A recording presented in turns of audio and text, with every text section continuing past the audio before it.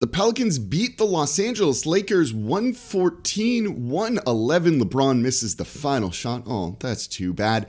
And the Pelicans sweep the Los Angeles Lakers, basically get the 9th seed in the play-in tournament, more or less. Let's talk about it. It's a bonus episode of Locked On Pelicans. Let's go.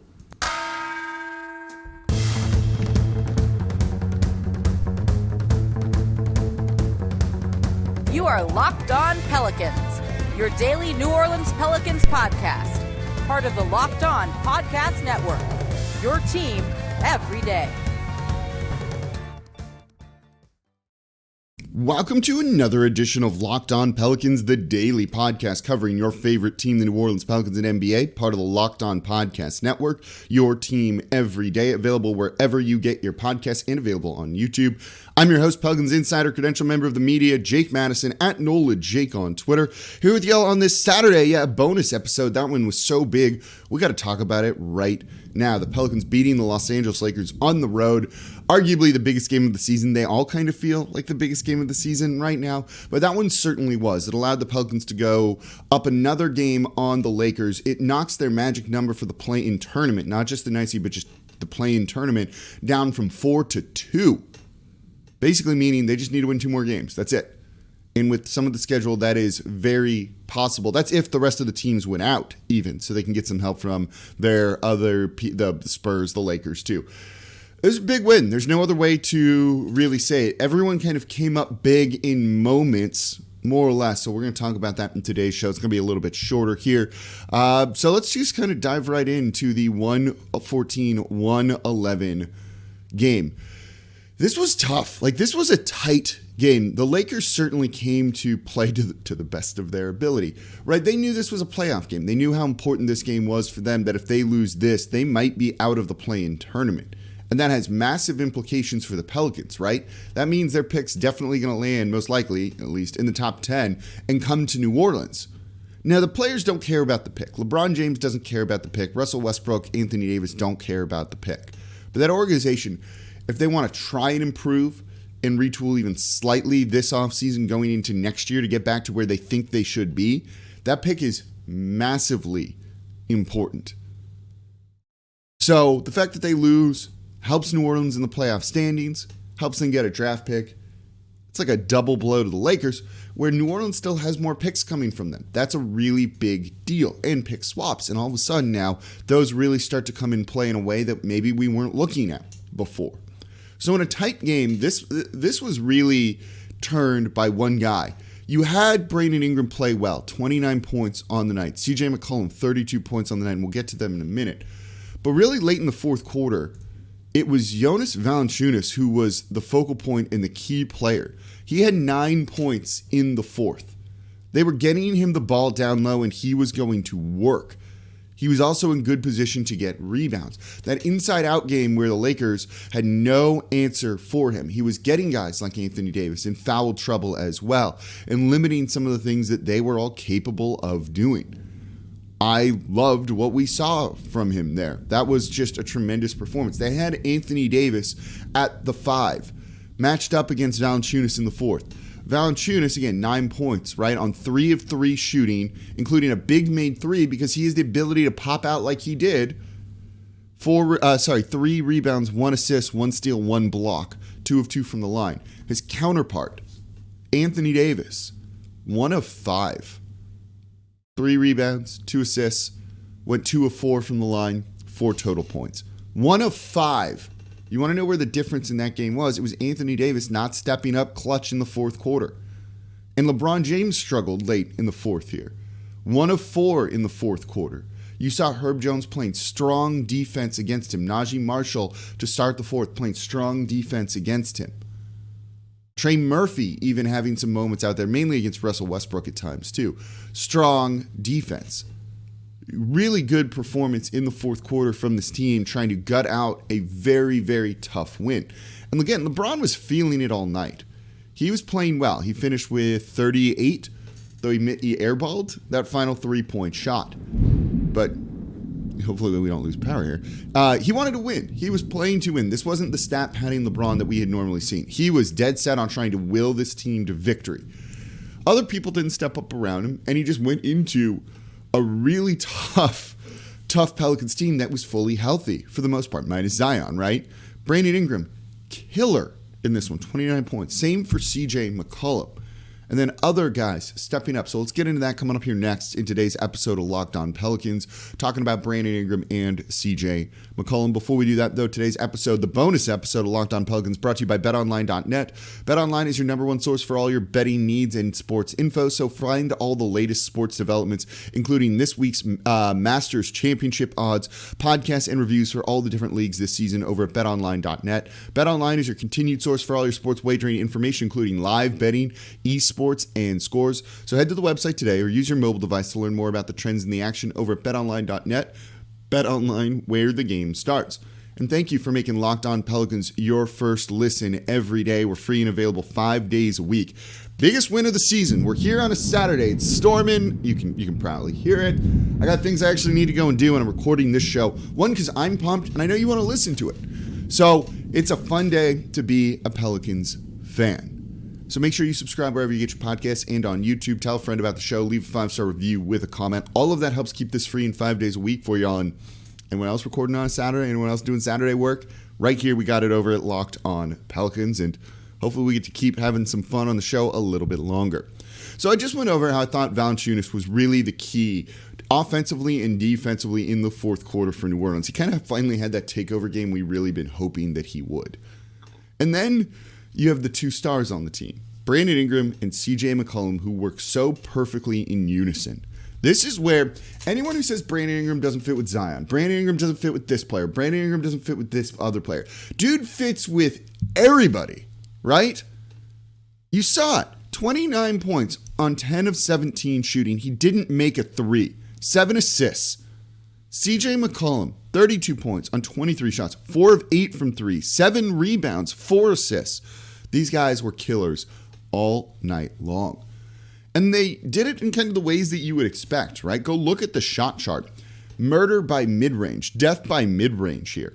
The Pelicans were in the middle of the court, and they're so good at shooting those shots, and teams will give you those shots for the most part. And against Brandon Ingram, they're almost impossible to defend. He's going to be able to get that every time. And whenever this team needed a bucket and he got to his spots in the mid-range, you felt really good about it. CJ was doing it too. CJ was not purely just a three-point shooter. He actually didn't score a bucket at the rim. Everything was either threes or mid-range from him. And the Lakers had no answer to that whatsoever. They can do this. Brandon Ingram didn't score at the rim on a field goal. He drove, got fouled, would go to the line. Same for CJ McCollum. But neither of those two guys scored in the restricted area. You know how ridiculous that is to put up a line like they had, especially Brandon Ingram, where he didn't make a three? Did get to the line 9 times. He was aggressive, right? But he knew. And the Lakers defense was worried about that, so they give him a little bit of a cushion. And then he elevates, shoots right over them from like 10 feet or so, 15 feet or so. And that's where a lot of this damage was done. And look, mid-range has kind of gone out of style in the NBA, out of the analytical mindset of it. But it started to come back, and it works when you have guys that are good at shooting it, right? You don't care when Kevin Durant shoots that because Kevin Durant's a good shooter. Brandon Ingram has shades of that too. And he brought it in this game. He was pumped. You could tell he really wanted to win. After the game, after LeBron missed the shot, I saw the video of him screaming LeBrick in the air. His former team taking a shot or two there. I love it. That's kind of fun. And he led the team to a victory. This was the game where you're like, oh, I want Brandon Ingram to step up. He did. He did. And everything they did really worked well with CJ McCollum. And the middle of a lot of that was Valanciunas setting screens. And then other guys making other actions and cuts. And how are you supposed to defend that? And the Lakers really had no answer for that whatsoever. These two were excellent, particularly in the mid-range, trying to get their shot, knowing that that was their shot and feeling confident in it and taking what the defense gave them. And then you saw Brandon Ingram with the passing. You saw CJ with some of the passing too. Great performance on the night from both of those guys. The Pelicans' big three of Ingram, Valanciunas, and McCollum, excellent on the night. Again, 29 points, 32 points, 17 points, and 12 rebounds too. And the Lakers had no answer for that. You had LeBron James go out and score. Anthony Davis went out and scored. The benches were exactly even in terms of points scored off the bench. The difference, really, other than, those guys elevating the games, was Jonas Valanciunas. But then you also had big plays from others. I want to talk about Herb Jones in particular coming up next, and why we didn't see a ton of Jose Alvarado in this game. So that's coming up here next in today's bonus episode of Locked On Pelicans. Before we get to that, though, today's episode of Locked On Pelicans is brought to you by Built Bar. Built Bar is the best tasting protein bar out there. I was at the Pels 12 watch party last night, and a bunch of you all came up and said you had bought them and tried them and thanked me for that. That was really cool. And a bunch of you said you wanted to try them, and I should have brought a bunch of Built Bars with me. I don't know why I didn't. That would have been kind of fun for you all to give them a try, because these things are awesome. I eat one of these basically every single day. They're great for breakfast. They're great before or after a workout. If you're going to eat a protein bar, you don't need to eat the one that tastes terrible. You may as well eat the best tasting one. And I promise you, that is Built Bar. You got to try the Built Puffs too. And if you haven't, you're missing out on one of the best tasting Built Bars. They're light, they're airy. It's the first ever protein infused marshmallow. And all Built Bars are covered in 100% real chocolate. And most of them have 130 calories, 4 grams sugar, 4 net carbs, and 17 grams of protein. They're great for you. You need a replacement for like those snacky things, candy bars that you eat. Try a Built Bar. It's going to taste better than that sometimes. And it's going to be much better for you. So go to Built.com, use promo code LOCK15 and get 15% off your next order. Again, use promo code LOCK15 for 15% off over at Built.com. All right, we are talking about the Pelicans' 114-111 win over the Los Angeles Lakers. Shout out to Pels 12 and Pels 12. That was a fun watch party. I wasn't really planning on going. Then the Pelicans had to pull that stupid crap they did, and it pissed me off. So I wanted to go support the group of fans who've been doing this organically. So I decided to go. Spite is a very strong motivating factor. I was so glad I did. The whole bar was packed, basically standing room only, and everyone was cheering and into the game. The people across the street from Mid-City Yacht Club must have been so damn confused about what was going on a Friday night there. It was a fantastic time. Keep an eye out for some stuff coming for the play-in tournament game. If it's a home game, a pregame party, if it's an away game, watch party, we'll be promoting it here over at Locked On Pelicans. All right, so let's go back to the game. Right now, the Pelicans are up in the 9th spot, basically solidified, more or less, I think, in that 9th seed. I can't imagine that they would fall out of this, but you never know. 2 games up on the San Antonio Spurs, 3 games up on the Los Angeles Lakers. To clinch a play-in tournament spot, they need to win 2 games. Their magic number is 2. 114-111 over the Los Angeles Lakers. Valanciunas was key in the fourth quarter, really kind of the fulcrum of everything they did. Brandon Ingram, CJ McCollum, great. But other guys stepped up too and made some big plays. And really in particular was Herb Jones. Dude was awesome all night. Look, he had the tough task of defending LeBron. And you can look at LeBron's scores of stat line of 38 points, 8 rebounds, 4 assists. But 6 turnovers. And Herb Jones was on him. I thought he did a decent enough job, right? Like the points were there, and LeBron is LeBron and ridiculous at times, right? At worst, he's the second best player in NBA history. At worst, right? You can argue whether it's 1 or 2. I don't know if you can argue if it's not one of those 2 numbers. He was great because it's LeBron. It's what he does. So a rookie guarding him is a tough task regardless. But he did an admirable job. More importantly, he came up with just timely plays. Timely frickin' plays in this game all night long, right? He had struggled with his shot, but hits a big 3 in the third quarter to really give the team, claw them back a little bit in this game. He was 4 of 9 overall, working well off ball. And then his defense in transition was great. There was a play where the Pelicans turned the ball over. I forget exactly when it was. And the Lakers were driving down. I think it was in the first half. I can't remember. And it looked like an easy fast break opportunity for the Lakers to score. And Herb Jones kind of breaks it up, forces whoever was handling the ball for the Lakers to lose it. And they ended up recovering the ball. So you're almost disappointed, right? Herb Jones didn't get the steal. Come on. But what that did was slow that fast break down just enough for other defenders to get back.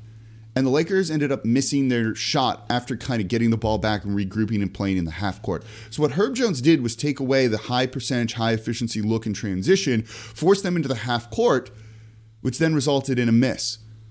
It's the equivalent of stopping the fast break right there. Just doing something like that is such a massive play.